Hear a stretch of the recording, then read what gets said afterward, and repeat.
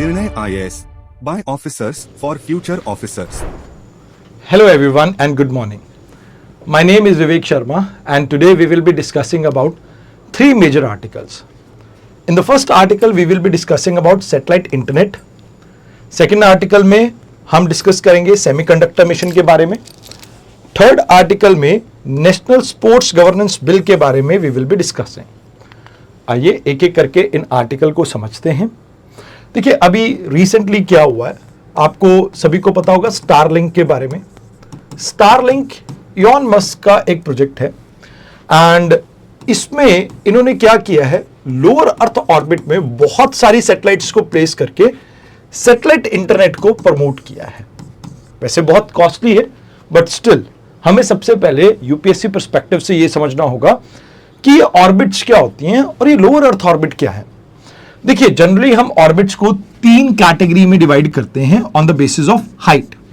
पहली है lower earth orbit जो कि धरती से आप ये कह सकते हो रफली 160 किलोमीटर से स्टार्ट होके अप्रोक्सीमेटली 2000 किलोमीटर तक आपकी एक्सटेंड करती है. वैसे कर्मन लाइन आती है 100 किलोमीटर के आसपास, उससे आउटर स्पेस स्टार्ट हो जाता है, but lower earth orbit 160 kilometre से स्टार्ट होती है. देन यहां पर 2000 किलोमीटर से लेके 36,000 किलोमीटर के बीच में 36,000 किलोमीटर के बीच में जो आपकी सैटेलाइट प्लेस की जाती है इसको कहा जाता है मिडल अर्थ या मीडियम अर्थ ऑर्बिट. तो ये मीडियम अर्थ ऑर्बिट या मिडल अर्थ ऑर्बिट आ गई आपकी.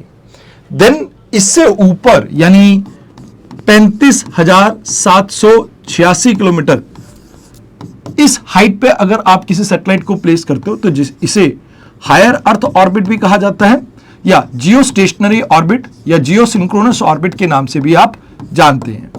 तो ये आपकी डिफरेंट टाइप ऑफ ऑर्बिट्स है विद रिस्पेक्ट टू हाइट. अब यहां पे आपको समझना होगा कि सैटेलाइट इंटरनेट क्या होता है. देखिए सैटेलाइट इंटरनेट क्या होता है, जहां पर ब्रॉडबैंड सर्विसेज आपकी स्पेस में बेस्ड सैटेलाइट से प्रोवाइड किया जाएगा.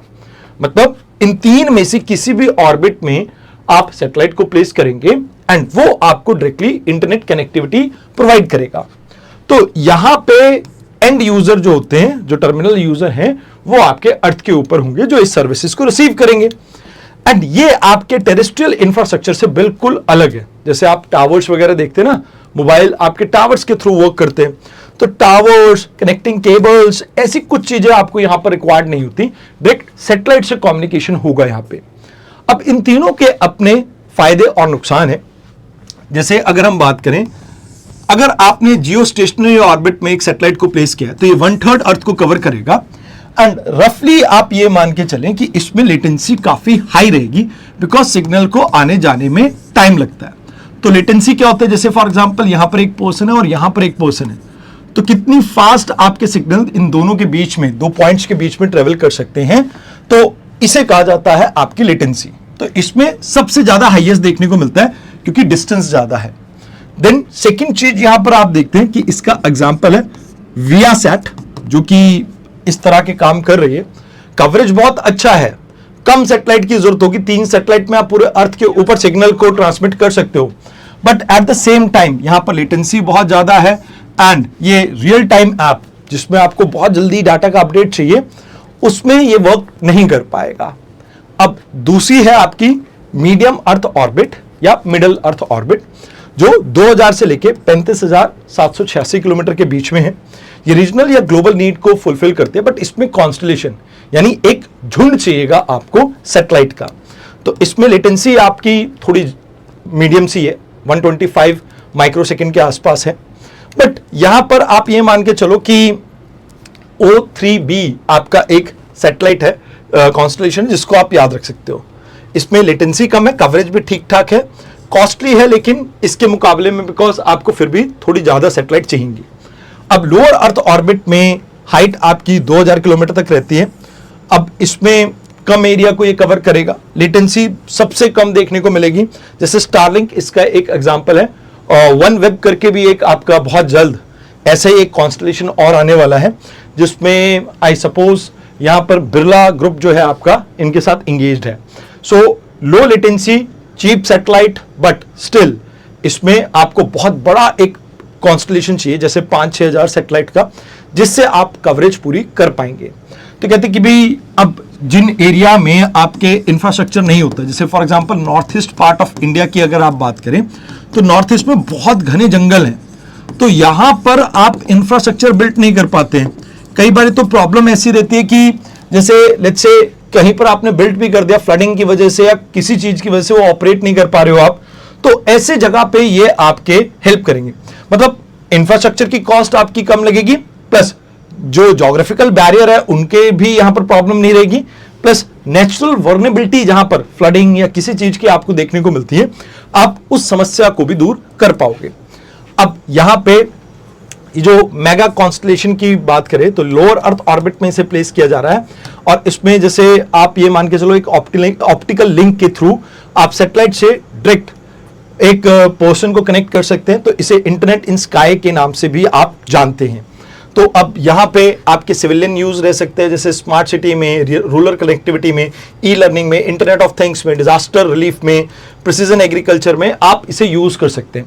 जैसे टेस्ला है भाई, टेस्ला में अगर आप जियो स्टेशनरी ऑर्बिट में कोई आपकी सैटेलाइट है और उससे कम्युनिकेट करने में लगे हुए हो, तो there can be a problem कि भैया रियल टाइम बेसिस पे कनेक्शन एस्टैब्लिश नहीं हुआ, टेस्ला ऑफ रूट चलेगी और सीधा आप ये मान के चलो हिमालय के किसी खाई में मिलोगे आप, तो वो प्रॉब्लम ना आए, तो इसके लिए हमें लोअर अर्थ ऑर्बिट की सैटेलाइट्स की जरूरत होती है। तो सेल्फ ड्राइविंग व्हीकल्स के लिए, मेन टाइम कम्युनिकेशन के लिए, एवियन ब्रॉडबैंड के लिए ये काफी बेटर रहती है। बैटलफील्ड में कनेक्टिविटी के लिए, अनमैन्ड व्हीकल्स जैसे यूएवीज होते हैं, आपके ड्रोन्स होते हैं, उनके लिए आप इसे यूज कर सकते हो। और इवन जैसे ऑयल रिग्स होते हैं, जहां पर आप ऑयल माइनिंग कर रहे हो, वहां पर इसका यूज हो सकता है। एनर्जी एक्सप्लोरेशन में, टूरिज्म में, remotest of the remote area में भी आप इसको एक्सेस कर पाएंगे। तो this is the thing that you have to keep in mind. Now कोविड-19 के बाद और ये जो यूक्रेन वॉर है एंड इवन चाइना की बढ़ती मोनोपोली के बाद, हमने ये डिसाइड किया कि हम खुद से अपनी सेमीकंडक्टर चिप्स को बनाएंगे, और गवर्नमेंट ने ऐसे 4 प्लांट्स अब यहां पर कहा है कि भी हम 4 प्रोजेक्ट्स के साथ आ रहे हैं। इन सभी प्रोजेक्ट्स में गवर्नमेंट कह रही है कि हम अप्रोक्सीमेटली 4600 करोड़ इन्वेस्ट करेंगे, जिसमें 2 भुवनेश्वर उड़ीसा में, 1 मोहाली में और 1 आंध्र प्रदेश में आपके प्लांट लगाए जाएंगे। इन टोटल प्रोजेक्ट में आप 10 से ज्यादा प्रोजेक्ट देखेंगे फ्यूचर में। एंड सेमीकंडक्टर मिशन जो अगर आप देखेंगे तो इसको लॉन्च किया गया था 2021 में, कोविड-19 के बाद से ही, एंड यहां पर 76,000 करोड़ टोटल गवर्नमेंट का इन्वेस्टमेंट। अभी इन 4 प्लांट पे 4600, और वैसे आपका 76,000 करोड़ का ये आपका पूरा मिशन रहने वाला है। मिनिस्ट्री ऑफ इलेक्ट्रॉनिक्स इसे इंप्लीमेंट करेगा ताकि हम इंश्योर कर सकें सेमीकंडक्टर और डिस्प्ले की एक सस्टेनेबल सप्लाई इंडिया के अंदर। अब आपको पता होगा कोविड-19 के टाइम पे क्या हुआ था कि हमारे यहाँ पर कार की मैन्युफैक्चरिंग चल रही थी, और कार की मैन्युफैक्चरिंग में जो सेंसर्स वगैरह लगता है उसके लिए चिप्स चाहिए थी, तो चाइना से आ नहीं पाई, तो डिले प्रोडक्शन में हुआ, जिसकी वजह से काफी प्रॉब्लम्स हुई। तो यहां पे ऐसी प्रॉब्लम्स को ही रोकने का काम करेगा ये। Now let's talk about global market के ट्रेंड। वैसे तो कहा जा रहा है कि 2030 तक $1 ट्रिलियन की ये इकोनॉमी होगी आपकी, बट आने वाले समय में आप ये मान के चलो कि इंडिया अभी $38 बिलियन इसका मार्केट साइज है इंडिया में। 2030 तक इंडिया 100 से $110 बिलियन की इकोनॉमी होगा इसमें। Then currently Taiwan, South Korea, Japan, USA and China ये वर्ल्ड लीडर है इस चीज में। एंड स्ट्रैटेजिक कंटेक्स्ट बताएं तो कोविड-19 और यूक्रेन वॉर के बाद से हमने ये डिसाइड किया था कि हम अपनी डिपेंडेंसी फॉरेन नेशंस के ऊपर रिड्यूस करेंगे। अब यहां पे हम फैब लैब मैन्युफैक्चरिंग दोनों यूनिट्स इंडिया के अंदर बनाएंगे। हम एक सिक्योर सेमीकंडक्टर सप्लाई चेन को इंश्योर करेंगे। आईपी यानी intellectual property right like creation के ऊपर भी हमारा ध्यान होगा, प्लस चिप डिजाइन और ऐसे इस तरीके के स्टार्टअप्स को भी प्रमोट करेंगे, जहां पर टेक्नोलॉजी ट्रांसफर आपका रहेगा, इकोनॉमिक ऑफ स्केल मतलब लार्ज स्केल प्रोडक्शन के ऊपर हमारा फोकस है। Then cutting edge research promote करेंगे, इसमें सेंटर ऑफ एक्सीलेंस इनकी हेल्प करेंगे। देन इंटरनेशनल पार्टनरशिप भी हम प्रमोट कर रहे हैं कि भाई ताइवान वगैरह, साउथ कोरिया अगर हमारे साथ मिलके प्रोडक्शन करना चाहे तो वो भी कर सकते हैं। तो अब यहां पे अगर आप देखेंगे तो 4 मेजर स्कीम्स हैं। One is semiconductor fab scheme, जिसमें 50% फिस्कल सपोर्ट रहेगा गवर्नमेंट की तरफ से, एंड आप मैन्युफैक्चरिंग के ऊपर फोकस करेंगे। देन डिस्प्ले फैब स्कीम, इसमें भी 50% गवर्नमेंट सपोर्ट कर रही है कॉस्ट का, जैसे LCD या आपके जो स्क्रीन्स होती है उसके मैन्युफैक्चरिंग के ऊपर यहां पे हमारा फोकस है। Compound semiconductor and ATMP scheme, तो इसमें हम यहां पर सिलिकॉन फोटोनिक्स या आप ये कह सकते हो कि सेंसर्स, इस तरह की चीजों को बिल्ड करेंगे, उसे टेस्ट करेंगे, असेंबल करेंगे। तो यहां पर assemble, testing, marketing and packaging, इसके ऊपर फोकस ज्यादा रहेगा। देन डिजाइन लिंक इंसेंटिव, जहां पर 1000 करोड़ का हम बजट एलोकेट कर रहे हैं MSME को सपोर्ट करने के लिए, और हर कंपनी को लगभग 15 करोड़ मैक्सिमम हम यहां पे सपोर्ट प्रोवाइड करेंगे। देन यहां पर फोकस क्या है, इंडिया को चिप फैब के अंदर, मतलब चिप मैन्युफैक्चरिंग में नंबर 1 लेके आना भैया। देन हम खुद की packaging and testing unit create करना चाहते हैं, स्टार्टअप्स को प्रमोट करना चाहते हैं जो चिप डिजाइनिंग के अंदर आए, स्किल डेवलपमेंट के ऊपर फोकस है, एंड ग्लोबल सेमीकंडक्टर कंपनीज को इंडिया में लाने का हमारा फोकस रहेगा यहां पे। Now let's talk about new bill. तो यहां पर नेशनल स्पोर्ट्स गवर्नेंस बिल को लेके आई है गवर्नमेंट, जिसकी एम्बिट से अभी BCCI बाहर है। तो कहते कि इसमें आपका ये लेजिस्लेशन आपका नेशनल स्पोर्ट्स डेवलपमेंट कोड जो 2011 का आया था उसे रिप्लेस करेगा। इसमें national sports board, national sports tribunal and national sports election panel, ये सब क्रिएट किए जाएंगे। साथ के साथ ethics of code of ethics sports policy, इनको भी रेगुलेट किया जाएगा। अब एक एक करके इनके सब के बारे में बात कर लेते हैं। पहले यहां पर कुछ बॉडीज बनाई जाएंगी। One nation Olympic committee and para Olympic committee की एक ही कमेटी बनेगी। One nation regional sports federation पर डेजिग्नेटेड स्पोर्ट्स, जैसे कुश्ती है भैया, हर जगह हजारों आपके यहां पर फेडरेशन बने हुए हैं, तो हम इनको एक कर देंगे आप। देन मैंडेटरी कंप्लायंस रहेगा आपका, जो आप नेशनल स्पोर्ट्स बोर्ड बनाएंगे इसका हेडक्वार्टर दिल्ली में रहेगा। ये रिकॉग्निशन देगा इन बोर्ड्स को, प्लस ये ओवरसाइट करेगा इनके फंक्शनिंग को। अगर कोई प्रॉब्लम आती है तो उसको इंक्वायरी करना, और आपके एथिक्स पॉलिसी को डिजाइन करना, एथिक्स के प्रोटेक्शन के ऊपर फोकस करना, ये इनका फोकस रहेगा। कोड ऑफ एथिक्स की बात करें तो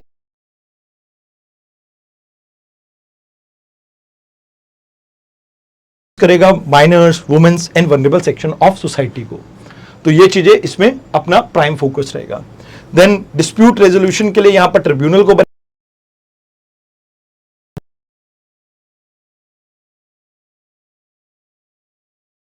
इसमें कहा गया था कि भी पब्लिक अथॉरिटी है तो इसको आना चाहिए।